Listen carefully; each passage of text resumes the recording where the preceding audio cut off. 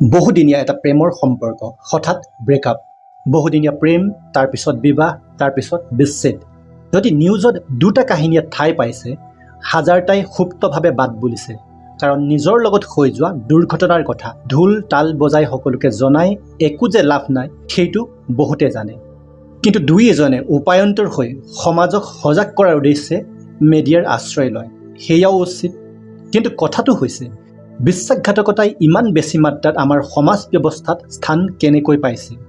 কিয় আমি ইমান বেছিকৈ বিশ্বাসঘাতকৰ বলি হ'ব লগা হৈছে? নে আমিও নিজেই নজনাকে হৈ পৰিছোঁ একোজন বিশ্বাসঘাতক? গভীৰভাৱে এই বিষয়টোৰ ওপৰত অধ্যয়ন কৰাৰ পিছত কেইটামান গুৰুত্বপূৰ্ণ কাৰণ চকুত পৰিছে আৰু সেইকেইটা আজি এই ভিডিঅ'টোৰ মাধ্যমেৰে আপোনালোকলৈ আগবঢ়াইছোঁ।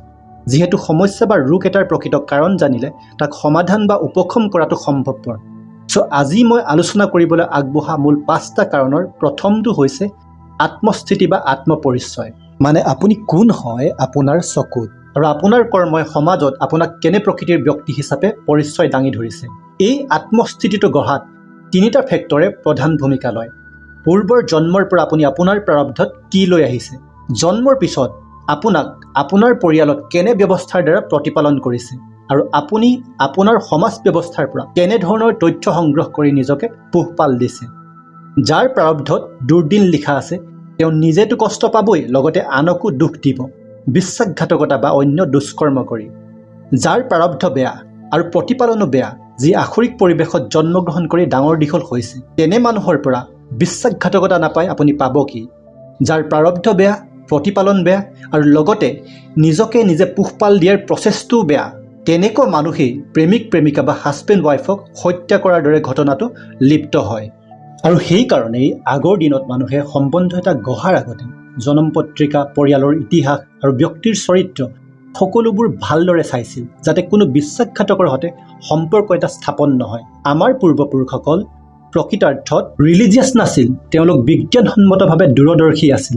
গতিকে তেতিয়া কেৱল বিবাহ আছিল, বিচ্ছেদ নাছিল। দ্বিতীয়তে, ৰিলেশ্যনশ্বিপত বান্ধ খোৱা এহাল প্ৰেমিক প্ৰেমিকা বা দম্পতীৰ ক্ষেত্ৰত যেতিয়া কোনোবা এজনৰ আনজনক লৈ থকা এক্সপেক্টেশ্যনবোৰ ফুলফিল নহয়, তেতিয়া ভিতৰি ভিতৰি এটা অশান্তিয়ে আমনি কৰিবলৈ ধৰে। সেই অশান্তিটো ইনিচিয়েল ষ্টেজতে এটা সলিউশ্যন অৰিয়েণ্টেড পদক্ষেপ লৈ দূৰ কৰিব নোৱাৰিলে সময়ত এদিন বিশ্বাসঘাতক ৰূপে গঢ়ি তোলে।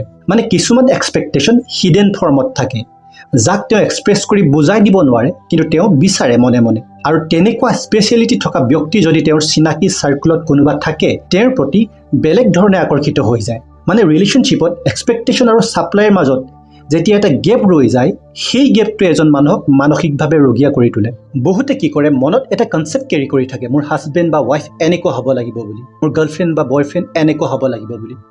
কিন্তু ৰিলেশ্যনশ্বিপত নহাৰ আগলৈকে যিহেতু ইজনে সিজনৰ বিষয়ে 100% নাজানে, দুই এটা দিশ মিলোতেই বা দুই এটা কথা মিলোতেই তেওঁলোকে য়েছ বুলি কৈ আগবাঢ়ি দিয়ে। কিন্তু যেতিয়া অলপ দিন একেলগে কটায়, ইজনে সিজনক ভালদৰে চিনিব পৰা হয়, তেতিয়া তেওঁলোকৰ এক্সপেক্টেশ্যন আৰু তেওঁলোকে পাই থকাৰ মাজত এটা গেপ দেখিবলৈ পায়। আৰু সেই গেপটো সেই সময়ত যদি এটা ৰাইট ইনিচিয়েটিভ লৈ দূৰ কৰিবলৈ চেষ্টা নকৰে, সময়ত সিয়েই মানুহ এজনক বিপথে পৰিচালিত কৰে। কাৰোবাক য়েছ বুলি কোৱাৰ আগতে মানুহজনৰ প্ৰকৃতি অধ্যয়ন কৰি লোৱাটো বৰ গুৰুত্বপূৰ্ণ। তাৰ বাবে আপুনি ৰিলেশ্যনশ্বিপত সোমোৱাৰ আগতে 2-4 মাহমান সেই মানুহজনৰ সৈতে কথা বতৰা পাতি তেওঁৰ বিষয়ে ভালদৰে জানি বুজি ল'ব লাগে। বজাৰৰ সামগ্ৰী হয় জানো কিনি অনাৰ পিছত আকৌ গৈ আপুনি বেয়া বুলি ঘূৰাই দিবলৈ?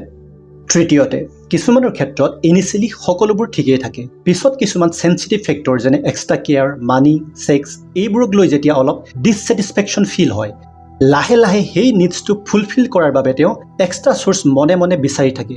আৰু আপুনি জানেই, মডাৰ্ণ যুগ, বিচৰা প্ৰায়বোৰ বস্তুৱেই এভেইলেবল হয়।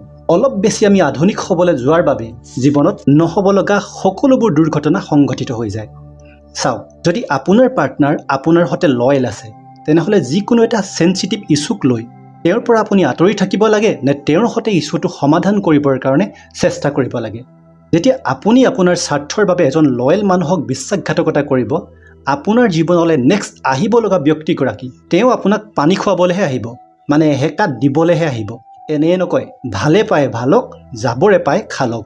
চতুৰ্থতে, আপুনি হয়তো মন কৰা নাই যে যিকোনো এটা চেঞ্চিটিভ ইছ্যুৰ লগত জড়িত বেয়া দিশবোৰ আজিকালি যে একেবাৰে সহজ আৰু ইজি বিষয়, সেই কথাষাৰ আপোনাৰ মাইণ্ডত প্ৰগ্ৰেম কৰিবৰ বাবে হাজাৰ হাজাৰ video', reality show', talk show', web series বনাই প্ৰচাৰ মাধ্যমৰ যোগেদি আপোনাক মানসিক খাদ্যৰূপে যোগান ধৰি আছে। সেইবোৰ চাওঁতে চাওঁতে আপুনিও ক'ব নোৱাৰাকৈ ইজিলি এক্সট্ৰা এফেয়াৰ্ছ নামৰ শব্দটো হয়তো একচেপ্ট কৰি ল'ব পৰা হ'ল আৰু নিজকে জড়িতও কৰি পেলাইছে। এইটো হৈছে আপোনাৰ ভিতৰত থকা মানৱীয় সত্তাটো আৰু ভাৰতীয় সংস্কৃতিৰ ভেটিটো খহাই শেষ কৰিবলৈ বিচৰা এটা বৃহৎ ষড়যন্ত্ৰ। কিজানি এই ষড়যন্ত্ৰৰ বলি হৈ আপুনি বিপথে পৰিচালিত হৈছে। পঞ্চমতে, কিছুমান কমন ফেক্টৰ যেনে quality conversation, emotional support, lack of commitment, addiction, এইবোৰেও মানুহ এজনক প্ৰভোগ কৰে বেয়া পথেৰে পৰিচালিত হোৱাত। কেতিয়াবা কি হয়, এজনে বিশ্বাসঘাতকতা কৰিছে বুলি ইজনে উমান পোৱাৰ পিছত ৰিভেঞ্চ ল'বৰ বাবে তেওঁ অসৎ কামত লিপ্ত হৈ পৰে। কেতিয়াবা অফিচিয়েল বা পাৰ্চনেল টুৰত বাহিৰলৈ যাব লগা হ'লে ঘৰৰ পৰা দূৰত হোৱাৰ বাবে ধৰা পৰাৰ ভয় কম থাকে। যাৰ মনত এক্সট্ৰা ফিজিকেল ৰিলেশ্যনশ্বিপৰ ভোক এটা থাকে তেওঁ স্বাভাৱিকতে সুবিধাৰ ফাইদা উঠাবলৈ চায়। তাৰোপৰি আমি সকলোৱে জানো যে অসম হৈছে যাদুৰ দেশ, নেদেখা শক্তিৰ প্ৰভাৱ, তন্ত্ৰমন্ত্ৰ এইবোৰো বহু ক্ষেত্ৰত মানুহ এজনক বিপথে পৰিচালিত কৰে। কাৰণ থাকোঁতে বহু আছে যদিও সময়ৰ প্ৰতি লক্ষ্য ৰাখি আজি থোৰতে এইকেইটাকে উল্লেখ কৰিলোঁ। এতিয়া এটা কথা সকলোৱে বুজি লোৱাটো ভাল যে যদিহে আপুনি আপোনাৰ প্ৰিয়জনক বিশ্বাসঘাতকতা কৰি আনৰ সৈতে ফিজিকেল এফেয়াৰ্ছত জড়িত হৈছে, লাগিলে আপুনি হাজবেণ্ড ৱাইফে হওক বা বয়ফ্ৰেণ্ড গাৰ্লফ্ৰেণ্ডে হওক, যেতিয়া আপুনি অবৈধভাৱে কাৰোবাৰ সৈতে ফিজিকেলি ইণ্টিমেট হয়, আপুনি সেই মানুহজনে কেৰি কৰি থকা কাৰ্মাৰ এটা অংশ এক্সচেঞ্জ কৰে এনাৰ্জিৰ মাধ্যমেৰে।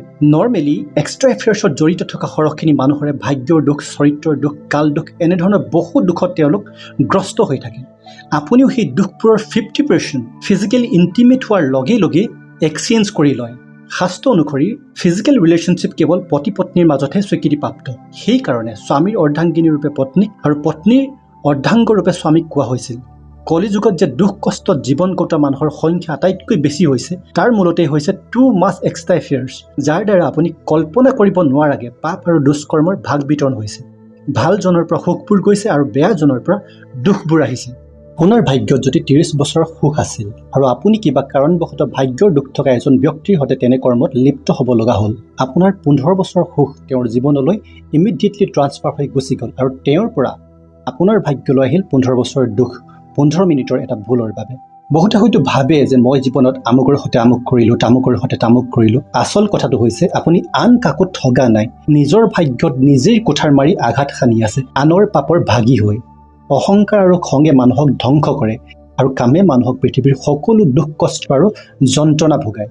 বাকী ৰূপবোৰৰ কথা নকওঁ, সেইবোৰৰ কথা আপোনালোকে জানেই।